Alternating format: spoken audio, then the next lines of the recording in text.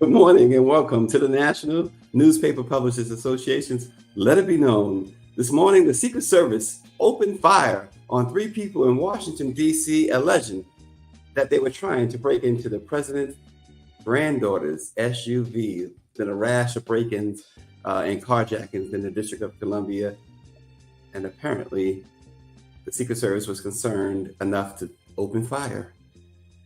The main hospital serving Gaza is no longer functioning after 3 days without power. The World Health Organization announced yesterday several newborns have died and dozens more are at risk, as the Al-Shifa Hospital health officials and doctors said. We'll talk about that this morning. The black boat captain who was attacked by white boaters in that wild dockside brawl captured on in a viral video, well, he's been accused of assault in connection with that Alabama fight. We're going to discuss that this morning as well. And the Supreme Court has released a new code of ethics. Go figure, right? And we're going to talk about Keke Palmer this morning. More details have emerged about the alleged abuse she suffered, and it's nothing short of horrible. And Power 96 this morning is all in on the man he calls Uncle Tim, Tim Scott, who left the presidential race just like he came in, Power 96 says, through the back door with his imaginary girlfriend. Yeah, he announced his girlfriend for the first time, and then all of a sudden the campaign was over. Good call there, Power 96. But we start this morning with the Secret Service protecting Joe Biden's granddaughter was forced to open fire after 3 people tried to break into an unmarked Secret Service vehicle in the nation's capital.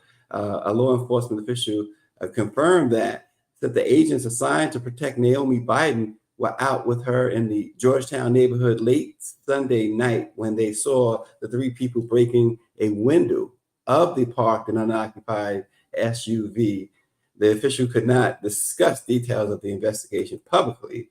What one of the agents did confirmed, yes, they opened fire, but no one was struck by the gunfire, which is curious in itself, right? But 3 people were seen fleeing in a red car, and the Secret Service said it put out a regional bulletin to the D.C. Metropolitan Police to be on the lookout for it.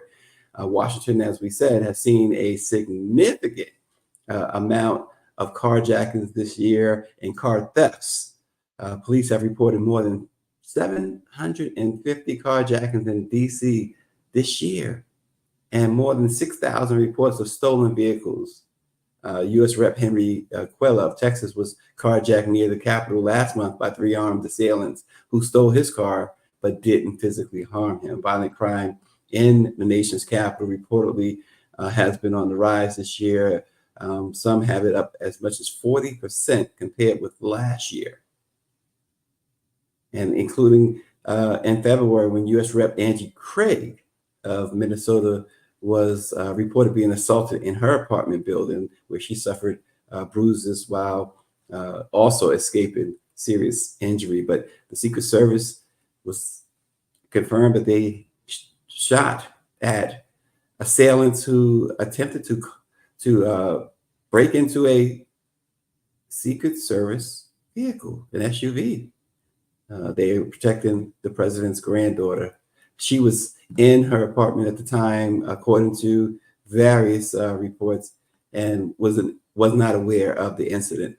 So also without being harmed. But always an issue and always a news item when the Secret Service fires upon anyone. Again, the question becomes, what were they firing at? And they said a red car sped off, but did they just fire just indiscriminately? I guess an investigation will have to tell us that too. And there you have it. It was an unoccupied parked an unoccupied vehicle, which also leaves you to wonder too, why fire if there was no imminent danger? I guess again, Secret Service operates on a different plane, right? In the District of Columbia. Turning our attention to the war in Israel, uh, first of all, mass demonstrations are expected in Washington, D.C. this morning and all day. Um, Pro-Israel, pro-Palestine. It's expected to really explode again in Washington, D.C., in and around the White House and in different areas of the district. But Israel is beginning to see a push for a ceasefire from its international partners after weeks of support in the war. Foreign Minister Eli Cohen said in a press briefing that from a political point of view, we recognize that pressure has begun on Israel. The pressure is not very high, Cohen said, but it's on the rise. There are also those who are asking, not publicly, for a ceasefire. Cohen also he posted, I should say, an interview of himself on X stating that Israel is fighting for every resident and that the country will not stop fighting even after international support goes away. So they are expecting more and more of the international community shying away from supporting them in this endeavor against, you know, really Palestine. They're saying that this is about the elimination of Hamas and the return of all the abductees. But uh, apparently, according to a number of reports, babies are dying. This hospital and the Al Shifa Hospital in Gaza City. Uh, the doctors and officials there describe the situation as dire. They say we don't have electricity. There's no water in the hospital. There's no food. People are expected to die in mass beginning in just a few hours from now, according to these hospital officials who say they are functioning without ventilators. The surgeon, uh, the surgeons there estimated that there are 600 patients, including 37 babies who need an ICU. Yet they are starting to die. Israeli forces have surrounded the entire region there with tanks, saying that Hamas built a command center underneath the hospital. So this is their justification for this assault on this hospital. And some American officials do back up this claim that there is a command center under this hospital. Doctors in the hospital have refused, though, to leave without the safe evacuation of the patients inside. You know, that Hippocratic oath. These doctors are serious about taking care of their patients. Power 96 says Benjamin Netanyahu is the same as Hamas. And David Youngblood says it's no longer about Hamas. There should be a ceasefire. The doctors there again say without electricity and with no internet connection, future updates from the hospital might be limited. And there are more pictures there, video from what's going on there in Gaza City at that hospital. It's really something, because then you have one of the leading presidential candidate over the weekend,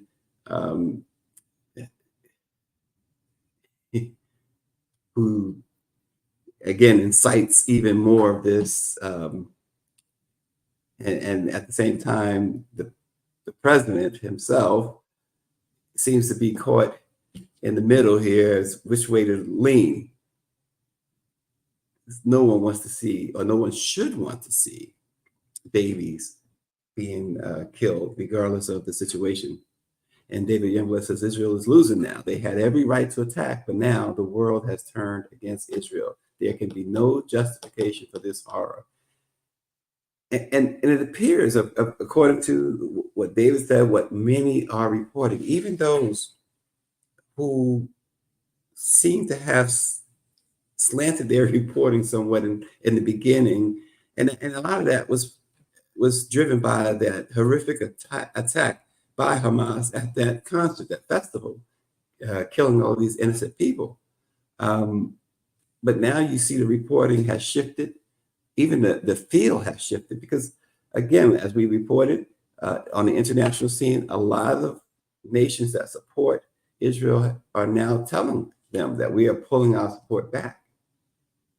And you see all of these protests. There's to be mass protests today in the district and perhaps in other pockets of the country. When you see those photos, when those pictures, those videos, uh, these babies, some born premature, needing all the care they can get, they are being taken out of their incubators with an inevitable fate of losing their lives. Yeah, that's why I think there's been a call for a ceasefire. You remember Captain, let's call him Captain America, the boat captain, the black boat captain who was attacked by white boaters in that crazy brawl that everyone was talking about. It gave new life to the chair. Well, Damian Pickett is the boat captain's name. He was the co-captain of the Harriet II riverboat. He was summoned to appear before a magistrate next week on the 21st on allegations of assault in the third degree. Video, of course, we remember it well. It showed him arguing or appearing to argue with boaters who, after he asked them to make way for his craft on August the 5th. And that's when a shirtless white man is then seen forcefully shoving him in the chest before taking a swing at the captain's face, touching off that wild scene where we saw folks jump in the water, swim across to come help him. Well, several other shirtless white men surrounded him, and they joined in on that brawl. But now the charges stem from allegations that the captain punched another man, a guy named Zachary Shipman, who says he had nothing to do with the brawl and was trying to stop one of his friends from fighting. And in Alabama, here's the thing with Alabama, a person can make a misdemeanor complaint and have a magistrate issue a summons for an accused person to answer. And the police and the district attorney said neither the city nor the police department filed these charges against the co-captain. Says the Montgomery Police Department's investigation only lists Pickett as the victim, but Shipman is also being charged with assault in the third degree, and so he's brought charges against the boat captain. But even if Shipman were an innocent bystander or a peacekeeper, Pickett's family says, well, it would be unreasonable to think that the boat captain should have paused under the circumstances to consider who was around him before defending himself. Yeah, and again, Power 96 writes in that he's not surprised it's Alabama. They're stuck in 1860 here around those parts, he says. Well, we'll see the outcome of that. Again, the boat captain is scheduled to appear next week, next Tuesday, before a magistrate, and we will see how that plays out. Will the magistrate dismiss the charges, or will they proceed? Remains to be seen. And here's something that's interesting to me. The Supreme Court unveiled a code of ethics for justices yesterday, marking a departure from its historical absence of such regulations. The move comes, of course, in the wake of heightened scrutiny and revelations about undisclosed property deals and gifts that have raised concern about the ethical conduct of the justices. In an official statement, the court highlighted the code's purpose as providing a comprehensive framework for ethical conduct. It says, for the most part, these rules and principles are not new. So in other words, what's the point? There's no real teeth to it, is what, when you read these new codes, it's no teeth. There's no punishment. Lower courts, federal judges, they have to adhere to an ethics code that governs their conduct.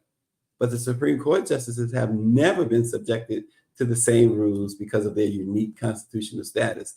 Chief Justice John Roberts wrote a letter to Congress this year. He indicated that the court draws guidance from the ethics code applicable to other federal judges, which is absolutely not true. I mean, we saw earlier this year, of course, Clarence Thomas finally start to admit some of the things that ProPublica first reported, all of the expenses that was funded by Harlan Crow and other right-wing donors, several trips that was facilitated by Crow, including a conservative conference in Dallas and a vacation in the Adirondacks.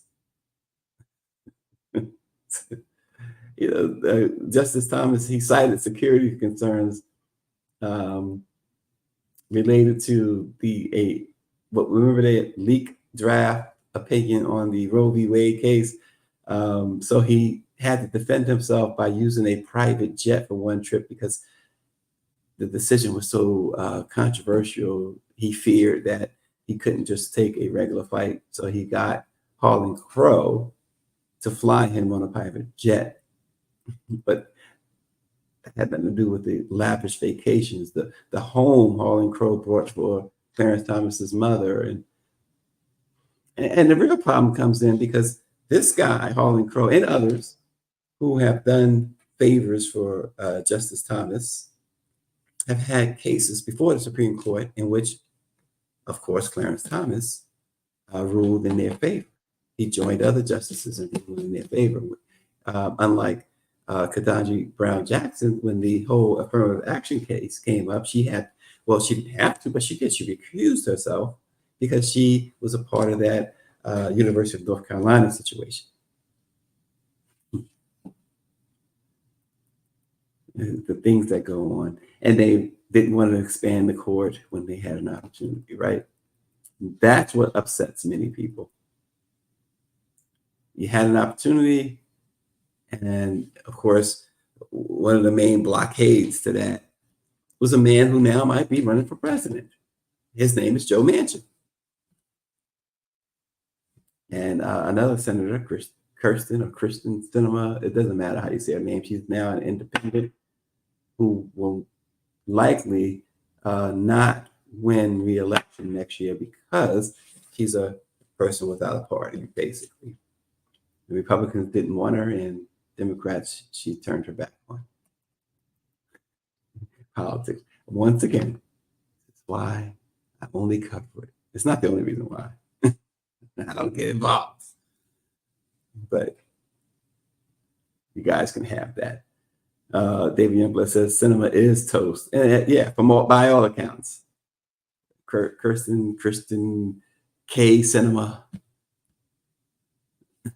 and Sinema is toast. Cinnamon toast. Is that where you're going with that, David? Cinnamon toast? Well, folks, we've been in Sacramento, California. The celebration of the 60th anniversary of the Sacramento Observer. There, we did publish on Black Press USA yesterday a feature story on the event that we all attended this past weekend in Sacramento. What a weekend in Sacramento! Once again, congratulations to Larry Lee and the Sacramento Observer. And so, yeah, David, thanks. Yeah, congratulations to the Observer again, Larry Lee. I'm trying to understand what Greer's sending. This is inquiring minds want to know: will Biden bring Manchin the win? That's interesting.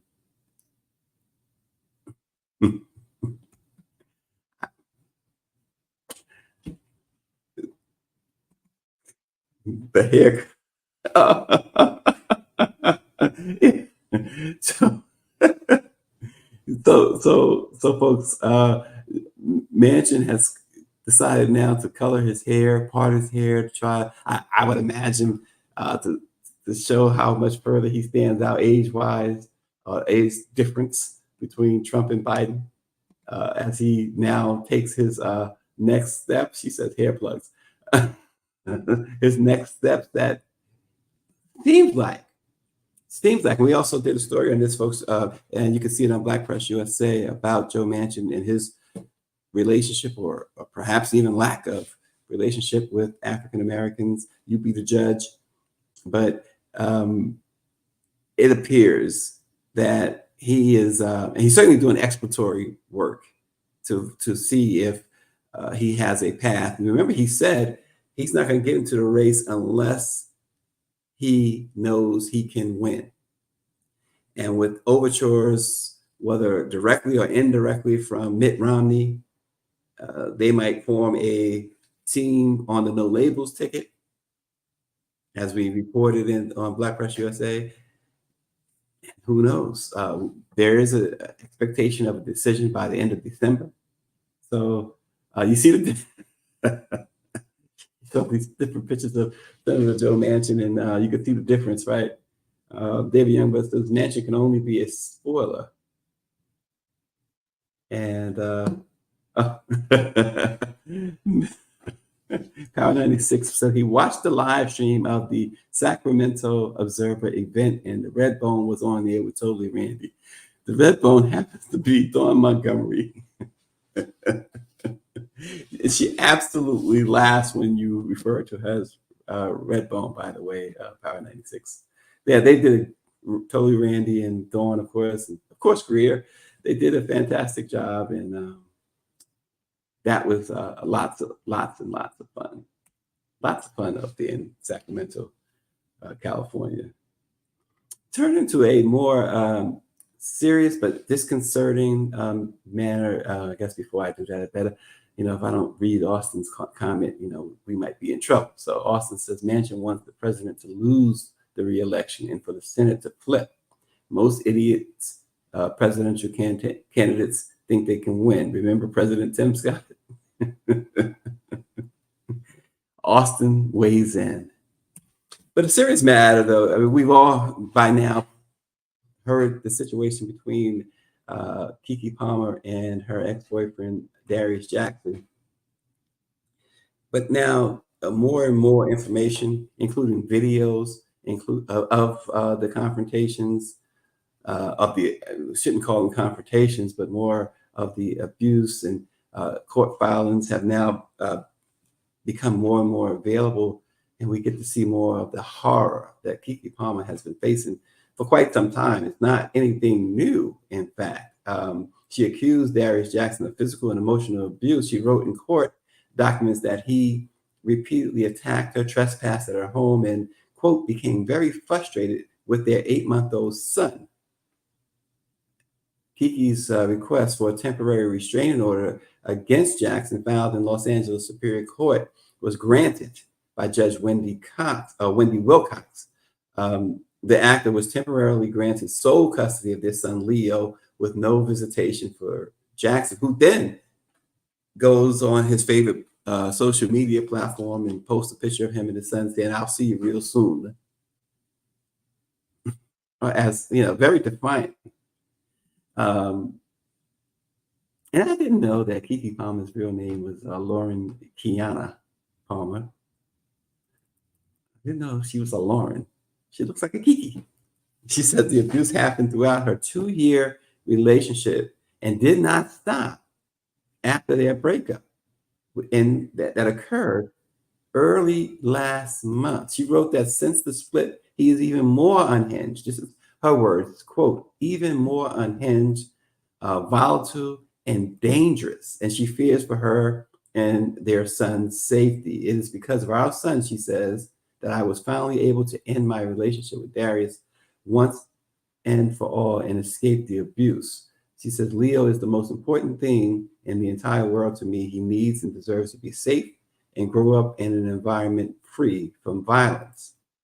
Both Kiki Palmer and Darius Jackson have repeatedly declined to comment further on this matter. But after, as we said, after she filed the restraining order and the other documents, he goes on social media, starts showing the pictures of their son, saying, I'll see you soon. But the petition, though, detailed multiple times where Kiki says she was physically attacked. And then they show the videos. There are videos and screenshots.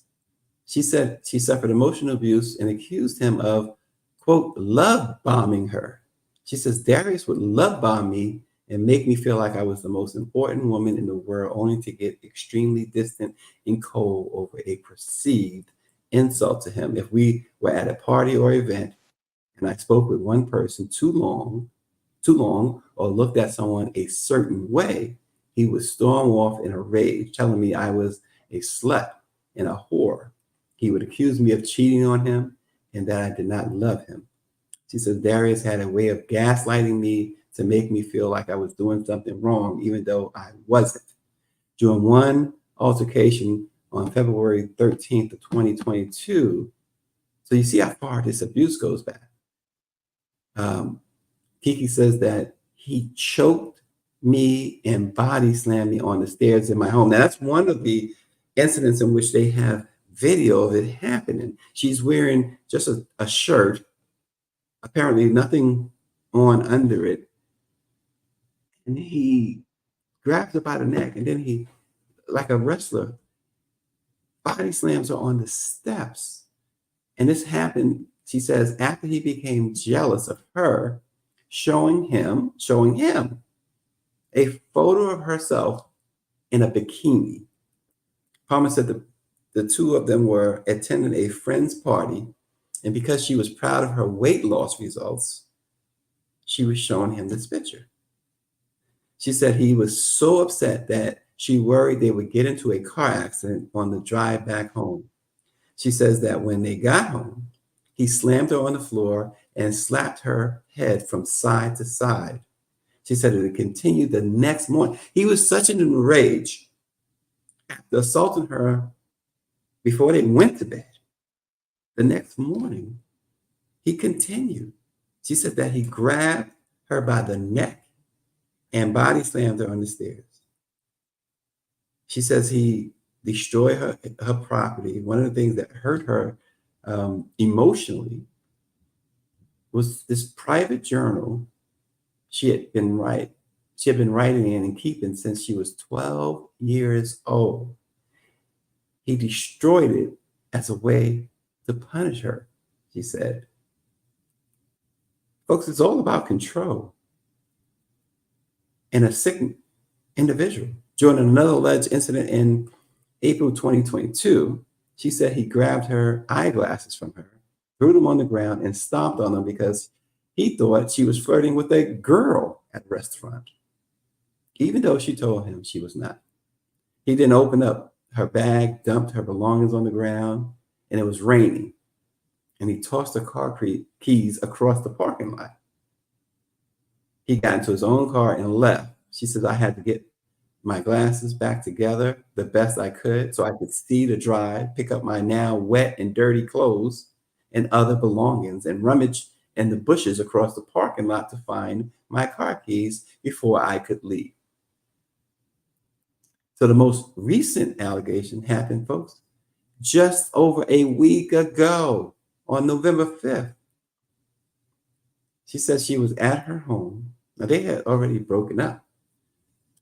She was on the phone with her mother when she was startled to see him burst through her bedroom door. She said they were not living together and she had not permitted him to come in. She said she was filming, he was filming her on his cell phone and demanded to see their son. She said that she asked him to leave, but he refused. And she says, I tried to remain calm, but as I was again asking him to leave, He stood up from the chair, walked towards me, and made sure there was no furniture between us. He was yelling, leaning into me, getting into my face. At that point, he lunged at me, grabbing at my neck and face, knocked me backwards over the couch, stole my phone. And there's pictures of her being knocked and video of her being knocked over the couch by him. So everything she's saying is being supported by this video evidence. She said he attempted to drive away, and when she blocked his exit, she called the cops. She blocked his exit with garbage cans. He tried to run her over. Wow. The police officers then encouraged Kiki Palmer to file a domestic violence restraining order, and several of the incidents were witnessed also by her mother and father, her sisters, and her friends. And so this also gives even more insight to that "you are mom" post, but you're a mom though, or whatever he said. It was that, yeah, and Power 96, yeah, he said, so sad for her, he's a weak clown. Power 96, I put this to Dawn and Randy just the other day. The Usher thing really showed, and they agreed, it showed that where his mind was mentally. It showed that he was this, you kind of got the feeling that this guy was a controlling abuser by the usher just from that situation. Because it was a very adolescent thing to do. Well, these situations, folks, there are hotlines for domestic violence. There are national hotlines for them. There are local lines. Wherever you may be, they are available. And history shows that they do respond immediately when it comes to domestic. Those who are in the business, who are in that field of assisting those victims of domestic violence, all you have to do is call them. They will assist you immediately if you're experiencing any form of domestic violence. And that includes mental and emotional violence. And in this case, it appears that this guy, Darius, inflicted great physical, great emotional, and great mental violence upon Kiki Palmer. So you don't have to be Kiki Palmer to call for help. It's so sad. You know, as a father with 4 daughters, I wish it. That's all I got to say for you today, folks. Thanks for joining us. We will see you tomorrow.